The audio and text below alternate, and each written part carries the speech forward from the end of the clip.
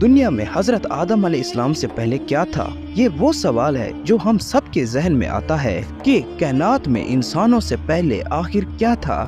لہٰذا آپ آج کی اس ویڈیو میں جانیں گے انسان سے پہلے اس دنیا میں ایسی کون سی خوفناک مخلوقات آباد تھی۔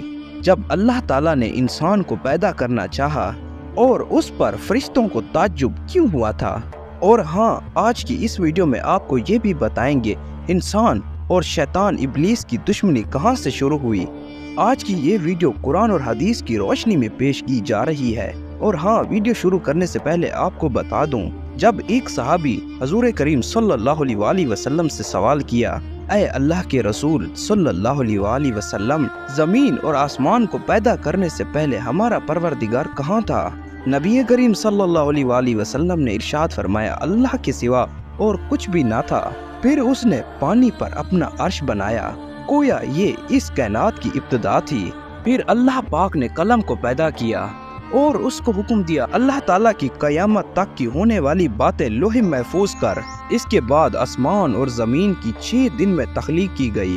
ناظرین، یمن سے آیا ہوا ایک وقت حضور صلی اللہ علیہ وآلہ وسلم کے پاس پہنچتا ہے۔ ہم آپ سے دین کی سمجھ اور قلم کی ابتدا کے بارے میں جاننے کے لیے آئے ہیں۔ آپ صلی اللہ علیہ وآلہ وسلم نے فرمایا، جس کا مفہوم کچھ یوں ہے، سب سے پہلے اللہ تعالیٰ کا عرش پانی پر تھا، پھر اس نے قلم کو پیدا کیا، پھر اس قلم نے قیامت تک ہونے والے تمام واقعات لوح محفوظ کیے، پھر آسمان اور زمین کو پیدا کیا گیا۔ ناظرین، اس کی ترتیب جو ہمیں روایات سے پتہ چلتی ہے وہ کچھ یوں ہے۔ اللہ تعالیٰ نے ہفتے والے دن مٹی یعنی کہ زمین کو پیدا کیا۔ جب اللہ کریم نے زمین کو پیدا کیا تو وہ کانپنے لگی۔ اللہ کریم نے اتوار کے دن اس میں پہاڑ بنائے زمین کو سہارا دینے کے لیے، ایسے جیسے اس میں کیل ٹھونک دیے، اس سے زمین ثاقب ہو گئی۔ پھر پیر کے دن اس میں درخت لگائے، منگل کے دن جراثیم، تکلیف اور مصیبتیں اور بیماریاں بنائی، جبکہ بدھ کے دن نور کو پیدا فرمایا۔ جمعرات کو زمین میں چوپائے بنائے اور انہیں زمین پر پھیلا دیا، اور جمعہ کے دن کی آخری گھڑیوں میں یعنی کہ عصر کے بعد حضرت آدم علیہ السلام کو پیدا فرمایا۔ اللہ تعالیٰ نے انسان کو پیدا کرنے سے پہلے اس کی ضروریات کی سبھی چیزیں زمین پر بچھا دی، یعنی کہ مخلوق کی ابتدا میں آخری نمبر پر انسان کو پیدا کیا، اور نسل انسانی میں سب سے پہلے تخلیق حضرت آدم علیہ السلام کی تھی۔ وہ تمام انسانوں کے باپ ہیں، اور انسانوں سے پہلے جنوں اور فرشتوں کی تخلیق بھی ہو چکی تھی۔ ناظرین، فرشتوں کا اصل ٹھکانہ آسمان ہے، اور فرشتے زمین والوں کے لیے استغفار کرتے ہیں۔ فرشتوں کو نور سے پیدا کیا گیا، جبکہ جنوں کی پیدائش آگ سے کی گئی۔ انسانوں کی تخلیق مٹی سے ہوئی، جو کہ شیطان تھا وہ بھی فرشتوں میں سے نہیں بلکہ جنوں میں سے تھا، اور اس کی تخلیق بھی آگ سے کی گئی۔ کچھ روایات سے پتہ چلتا ہے حضرت آدم علیہ السلام سے 2000 سال پہلے جنات پیدا کیے گئے۔ جب وہ فتنہ اور فساد میں حد سے آگے بڑھ گئے، تب اللہ تعالیٰ نے ان کی طرف فرشتوں کا ایک لشکر بھیجا۔ ان میں خوب مارکہ آرائی ہوئی، اور فرشتوں نے جنوں کو تہس نہس کر دیا اور سمندروں کے جزیروں میں پناہ لینے پر مجبور، اور آج تک ان کے رہنے کی جگہ یہی جزیرے ہیں، کیونکہ شیطان جنات کا سردار ہے۔ شیطان کا ایک تخت ہے، وہ تخت پانی پر ہے، اور ابلیس کا اصل نام عزازیل ہے، اور اس کی نافرمانی کے بعد اسے ابلیس کا نام دیا گیا۔ یہاں پر ناظرین یہ بات بھی جان لیجئے، پہلے دنیا پر جنات کی حکومت تھی، یہاں پر خون ریزی تھی، دنگا فساد تھا، شرک اور کفر کا غلغلہ تھا، نیکی بہت کم تھی، بدی بہت زیادہ تھی، جبکہ خالق کائنات نے جنات سے زمین کی حکومت لے کر ایک نئی مخلوق کو دینا چاہیے، تاکہ جنات کا غرور خاک میں ملے۔ آسمان کی گہما گرمی کسی نئی خبر کی نوید سنا رہی تھی۔ جوں جوں وقت گزرتا جا رہا تھا، فرشتوں کی تسبیحوں میں اور فکر میں مزید اضافہ ہوتا جا رہا تھا۔ نظریں بیت المعمول پر تھیں، اور کان اللہ کی پکار کے منتظر۔ بالآخر انتظار کی گھڑیاں ختم ہوئی، اور رب ذوالجلال کا حکم فضا میں بلند ہوا، میں زمین پر اپنا نائب بنانے والا ہوں۔ اللہ تعالیٰ نے فرشتوں کو اطلاع دی کہ میں زمین پر اپنا خلیفہ بنانے جا رہا ہوں، جو اختیار اور ارادے کا مالک ہوگا، اور میری زمین پر جس قسم کا تصور کرنا چاہے گا کر سکے گا۔ اور اپنی ضروریات کے مطابق اپنی مرضی سے کام لے سکے گا۔ گویا وہ میری قدرت، ظرف اور اختیار کا مظہر ہوگا۔ فرشتوں نے جب یہ سنا تو حیرت میں رہ گئے۔ اللہ کے حضور بطور سوال عرض کیا، اے خدائے بے نیاز، کیا آپ ایسے کو پیدا کرنا چاہتے ہیں جو زمین کو فساد اور خون ریزی سے بھر دے گا؟ یعنی کہ فرشتوں نے اس نئی مخلوق کو جنات پر قیاس کیا اور یہ سمجھا یہ نئی مخلوق بھی جنات کی طرح بے حد سرکش ہوگی، اور انہوں نے کہا ہم جماعت ملائکہ آپ کی تسبیح اور ذکر کے لیے کافی ہیں۔ اللہ تعالیٰ نے جواب دیا، آدم کو پیدا کرنے میں جو حکمتیں ہیں تم ان سے واقف نہیں، بلکہ ہم ہی خوب جانتے ہیں۔ جب اللہ تعالیٰ نے حضرت آدم علیہ السلام کو پیدا کرنا چاہا تب حضرت جبرائیل علیہ السلام کو حکم دیا کہ قرۂ ارض سے مٹی لے کر آؤ۔ حضرت موسیٰ اشعری رضی اللہ عنہ سے مروی ہے کہ نبی کریم صلی اللہ علیہ وسلم نے ارشاد فرمایا، اللہ تعالیٰ نے حضرت آدم علیہ السلام کو ایک مٹھی خاک سے پیدا فرمایا اور یہ مٹی تمام روح زمین سے حاصل کی گئی تھی۔ یہی وجہ ہے حضرت آدم علیہ السلام کی نسل میں سے مختلف رنگ اور زبان کے لوگ پائے جاتے ہیں۔ اللہ تعالیٰ نے حضرت آدم علیہ السلام کو 4 عظیم شرف اور مرتبے عطا کیے۔ نمبر 1 اپنے ہاتھ سے پیدا فرمایا، نمبر 2 روح پھونکی، نمبر 3 فرشتوں کو سجدہ کرنے کا حکم فرمایا، نمبر 4 اشیاء کے ناموں سے سرفراز فرمایا۔ اللہ تعالیٰ نے فرشتوں اور شیطان سے کہا، میں کھنکھناتے سیاہ سڑے ہوئے گارے میں سے ایک انسان بنانے والا ہوں۔ جب میں اسے ٹھیک طرح سے بنا کر مناسب شکل دے دوں اور اس میں اپنی روح پھونک دوں، تم سب اس کے سامنے سجدے میں گر پڑنا۔ اللہ تعالیٰ نے پوری زمین سے ایک مٹھی مٹی لی۔ یوں حضرت آدم علیہ السلام کی اولاد میں کوئی گورا ہے، کوئی کالا ہے، کوئی سانولا ہے، کوئی نرم ہے، کوئی سخت ہے، کوئی ناپاک ہے اور کوئی پاک ہے۔ پھر اللہ تعالیٰ نے اس مٹی کے خلاصے سے ایک گارا تیار کیا۔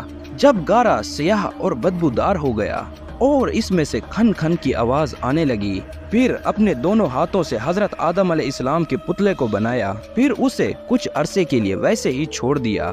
جب ابلیس نے اسے دیکھا تو اس کے گرد چکر لگانے لگا، پھر اسے بغور دیکھتا رہا۔ جب اس نے دیکھا پتلا اندر سے خالی ہے تو وہ سمجھ گیا یہ آدم کی اولاد اپنے اوپر قابو نہ رکھ سکیں گے۔ پھر اللہ تعالیٰ نے جمعے کے دن عصر کے بعد اس پتلے کے اندر اپنی روح پھونکی۔ جب اللہ تعالیٰ نے اسے اپنا حکم دیا تو وہ حکم سنتے ہی زندہ ہو گیا۔ حضرت آدم علیہ السلام کا خمیر مٹی سے گوندا گیا اور ایسی مٹی سے گوندا گیا جو نت نئی تبدیلی قبول کرنے والی تھی۔ جب یہ مٹی پختہ ٹھیکری کی طرح کھنکھنانے اور آواز دینے لگی تب اللہ تعالیٰ نے اس جذبے خاکی میں روح پھونکی۔ ابھی روح ناک کے نتھروں میں سے داخل ہو کر دماغ تک پہنچی ہی تھی، اسی وقت حضرت آدم علیہ السلام کو چھینک آئی۔ اسی وقت اللہ تعالیٰ کی طرف سے حضرت آدم علیہ السلام کو الہام ہوا، اس چھینک پر الحمدللہ کہو۔ آدم علیہ السلام نے چھینک لیتے ہی الحمدللہ کہا۔ پھر اللہ تعالیٰ نے ان سے فرمایا، جاؤ ان فرشتوں کو سلام کرو۔ پھر سنو وہ کیا کہتے ہیں، جو کچھ تم سے کہے وہ تمہارا اور تمہاری ضروریات کا صلاح ہوگا۔ حضرت آدم علیہ السلام ان کے پاس گئے اور کہا، السلام علیکم۔ فرشتوں نے جواب دیا، وعلیکم السلام۔ یوں مٹی کا پتلا گوشت پوشت ہڈی پٹی کا ایک جسم بن گیا اور ارادہ، شعور، حس، عقل اور فاسدان و جذبات اور کیفیت کا حامل نظر آنے لگا۔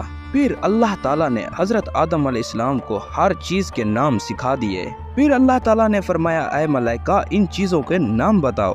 فرشتوں کو بھی خبر نہ تھی ان چیزوں کے کیا کیا نام ہیں۔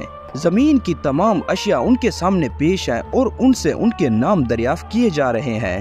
یہ کیوں؟ یہ صرف حضرت آدم علیہ السلام کا اعزاز بڑھانے کے لیے۔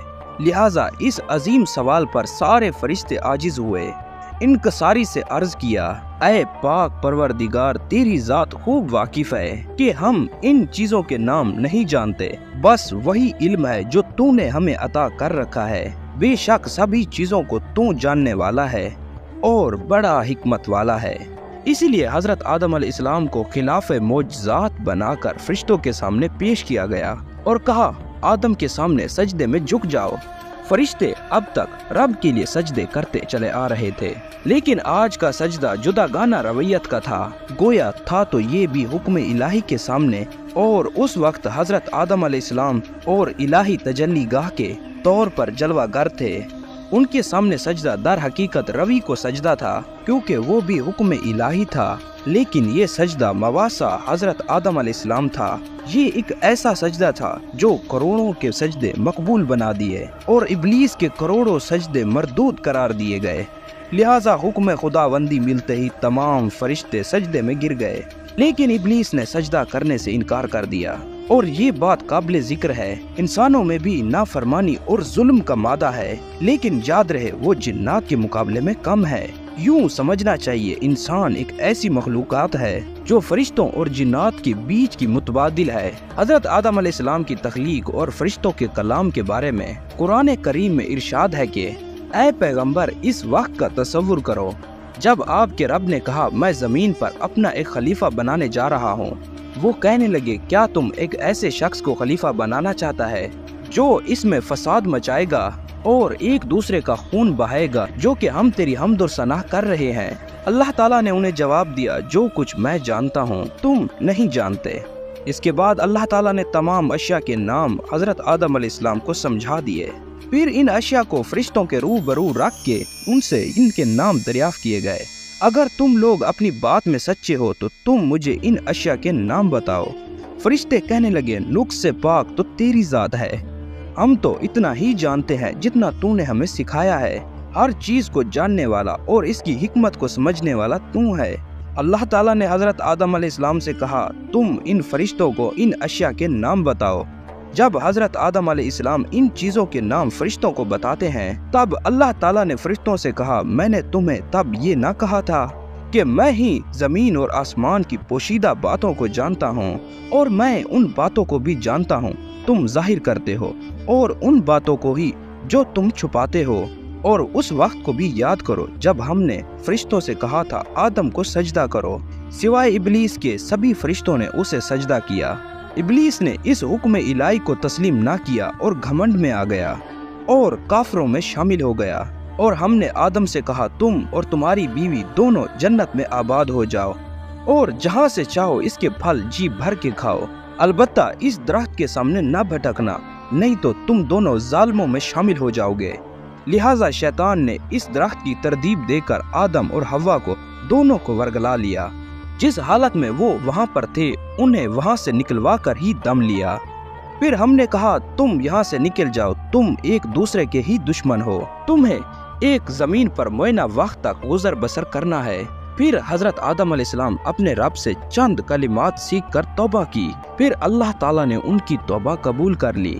حضرت آدم علیہ السلام الصلاۃ والسلام نے اپنی دعا میں یہ کلمات عرض کیے، اے میرے رب، ہم نے اپنی جانوں پر زیادتی کی ہے، اگر تم نے ہم پر مغفرت نہ فرمائی اور ہم پر رحم نہ فرمایا تو ہم ضرور نقصان والوں میں سے ہو جائیں گے۔ اور اس کے ساتھ حضرت عمر فاروق رضی اللہ عنہ سے مرفی ہے، رسول اللہ صلی اللہ علیہ وآلہ وسلم آپ نے ارشاد فرمایا جب حضرت آدم علیہ السلام سے یہ خطا ہوئی، ایک عرصہ دراز تک حیران اور پریشان رہنے کے بعد بارگاہ الہی میں عرض کی، اے میرے رب، مجھے محمد صلی اللہ علیہ وآلہ وسلم کے صدقے معاف کر دے۔ اللہ نے جواب دیا، اے آدم، تو نے محمد صلی اللہ علیہ وآلہ وسلم کو کیسے جانا، حالانکہ میں نے اسے ابھی پیدا ہی نہیں کیا۔ حضرت آدم علیہ السلام الصلاۃ والسلام نے عرض کی، اے اللہ پاک، جب تو نے مجھے پیدا کر کے میرے اندر روح ڈالی، جب میں نے اپنے سر کو اٹھایا اور دیکھا عرش کے پایوں پر لا الہ الا اللہ محمد رسول اللہ لکھا ہوا پایا، میں نے جان لیا تو نے اپنے نام کے ساتھ اس کا نام ملایا ہے جو تمہیں تمام مخلوق میں سب سے زیادہ محبوب ہے۔ اللہ تعالیٰ نے فرمایا، اے آدم، تو نے سچ فرمایا، بے شک وہ مجھے تمام مخلوق کی بارگاہ میں سب سے زیادہ محبوب ہے، تم اس کے وسیلے سے مجھ سے دعا کرو، میں تمہیں معاف کر دوں گا۔ اگر محمد صلی اللہ علیہ وآلہ وسلم نہ ہوتے تو میں تمہیں پیدا نہ کرتا۔ اور ایک شفیق استاد کی مانب حضرت آدم علیہ السلام کو سمجھایا، تمہارا گھر فی الحال یہی ہے اور یہی تمہارا عارضی قیام ہے، اور مجھے یاد رکھنا، اور جب جب میرے رسول تمہاری جانب میری ہدایت لے کر آئیں تم ان کی ابتدا کرنا، اگر تم ایسا کرو گے تو نہ تمہیں کوئی غم ہوگا اور نہ کوئی ملال، तुम वापस अपने असली घर यानी कि जन्नत के मकाम को हासिल कर लोगे। नाज़रीन, अगर इस किस्से पर गौर करें, बहुत सी उलझनें सुलझती जाती हैं। हजरत इंसान इस बात पर कादिर है वो अल्लाह की इस जमीन पर खून का बाजार गर्म कर दे, भूख और बीमारी के सौदे करे, हैवानियत पर आए तो इस कदर अपनी बेटी को बाजार में बेच दे। और इस इंसान से खिलाफत का काम दुनिया में किस तरह से लिया जाएगा? अगर अपने इर्द गिर्द हम नजर डालें तो फरिश्तों की वो झिझक बिला वजह मालूम नहीं होती, लेकिन अल्लाह की हिकमत दो चीजों से आया होती है। पहली हिकमत सजदों में पोशीदा है जो फरिश्तों से करवाया गया। एक तरफ उस खाकी पुतले के अंदर नूरानी रूह की छुपी हुई अपनी निशानदही की जाती है। दूसरा ये बताया जाता है इसके अंदर शक की पैरवी करने और फसाद की कुव्वत है, और यहीं पर इसके अंदर मोहब्बत, रहम और इसरार का जज्बा है। फरिश्ते और उनसे जुड़ी हिदायत और पाक अमाल करने की कुव्वत, और इसी तरह से इब्लीस से जुड़ी हुई शैतानगी करने की कुव्वतें, ये दोनों इंसान के ताबे कर दी गई हैं। और इसे ये बता दिया गया है ये दो रास्ते हैं और तुम बीच में खड़े हो, और इन दो रास्तों में से जो सा चाहो अपना लो और तुम्हारे अमाल तुम्हारा फैसला करेंगे। इब्लीस के रास्ते पर चले तो मालूल हो जाओगे, मेरे रास्ते पर चले तो इस सजदे का हक अदा करके अशरफुल मखलूकात बन पाओगे। फिर इस इंसान को नाम देने की ताकत दी गई, यानी कि इल्म अता हुआ। वो एक ऐसा इल्म जो इंसान को तमाम मखलूकात से मुमताज करता है, जिसके जरिए इंसान अपनी तहकीक, तालीम और तजुर्बा नस्ल दर नस्ल बढ़ाता है। और इसी तरह से अल्लाह रब्बुल इज़्ज़त को ये मालूम था हमारे जद्दे अमजद इस फल को जरूर खाएंगे, क्योंकि बारगाह रब में ये ऐलान तो पहले ही हो चुका था कि मैं जमीन पर अपना नायब बनाने जा रहा हूँ। ये थोड़ी कहा गया था मैं जन्नत में अपना नायब बनाने जा रहा हूँ। सवाल ये उठता है कि फिर दरख्त से क्यों रोका और सिर्फ एक फल खाने से जन्नत से क्यों निकाल दिया गया?